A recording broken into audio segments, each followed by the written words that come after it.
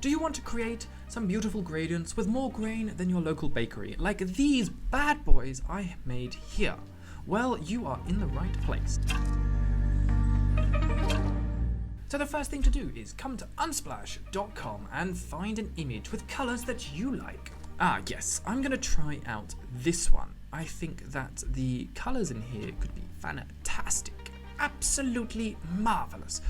So we're gonna give a shout out to Vanessa Delorme for your beautiful, beautiful bananas. And I'm gonna ask you to insert the image that you just downloaded onto a new document. Nice and large, make it big, make those documents big, I'll tell you.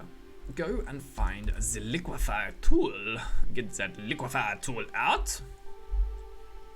What we're going to do is we're going to start manipulating this image. Now this is completely up to you, but the idea is to essentially create more engaging compositions by adjusting the image. I'm just going to twirl this about a bit until I get something that I'm feeling. You're feeling it? Oh yeah, I think we're there. Oh, maybe that was too far. Then we're gonna just click OK. The next step is to select this layer of our beautiful liquefied image and give it a little blur. So come up into filter, blur, and it's going all over the place. And go to Gaussian blur! Give it a little Gaussian blur. Now here you can play around. This is all down to personal preference and taste. Find a level that you're liking. I think mine's going to be around about 70 pixels. Click OK. And now you can see that parts of the image have not been fully covered. So what we're going to do is we're going to just add a bit of brush on these. So rasterize the image, add your own little brush, add a few little touches the way you like them. I think I might add a bit more of this little pink. Get the lightest shade and then pop it in to make sure the image is fully covered. And then the next step is to give it a blur again. So go back to Gaussian blur. Are we feeling that? I think I'm feeling that. Now we come and add the noise or the grain, whatever you like to call it. Noisy grain, loud grain. So we go to noise, add noise, which can be found in filter, noise, add noise. Once you're here, again, you have the option to add as much noise as you like, depending on personal preference. I'm going for around 15%, maybe we'll put it up a little notch. No, it's too much. Too much. Back to 15. There we go. 15 is a good number. And then you can see it's starting to take shape, but no, we are not finished. We're going to up our game. So the next thing to do is duplicate this layer. Command J is the shortcut for that. Bring the opacity down to around about 30%. Whoa, what's going on there? Give it a little 30, bit of 30, like that. I love it. Bit of 30. Go to multiply.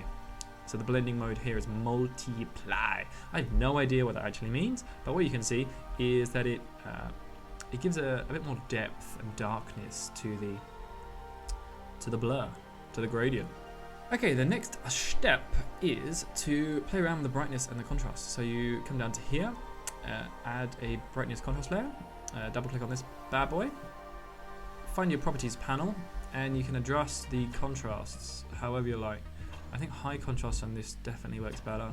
You can brighten it up or darken it down. Ooh, I think this one might work with a little bit of brightness on it. Okay, and now there we go. That's a simple way to have a gradient. I can add a couple more tweaks, like I might want to crop this. So we're going to find an interesting area of it and then give it a little crop. Now we can zoom in, and there we have pretty sultry looking gradient. We can add a bit of text on here. Boom, there you have it. That is how to create some lovely gradientes. You put these in a group. I'm going to show you a couple of others that I made earlier. Here is one using my brand colors. This one was simply created just messing around with a paintbrush tool. This is what it originally was. I blurred this and ended up with this sexy looking gradientes. So this was another one that I created earlier. You can see here, this was the image I used. You can create your backgrounds in any way that you like. You can use images, you can play around with the brush tool, and you can come up with some really sexy looking gradients. So I would ask you, if you enjoyed this little video, give me a little subscribe. There's going to be lots of stuff. I'm going to tell you about AI design tools. I'm going to tell you about design communities. I'm going to be releasing lots of new videos. I'm also going to put a link to the file that I created for this tutorial and 3 gradients which you can use for whatever purposes you desire. The link is in the description below. You can also check out my premium set of gradients. With that link will also be in the description below. So thanks for watching. Bye.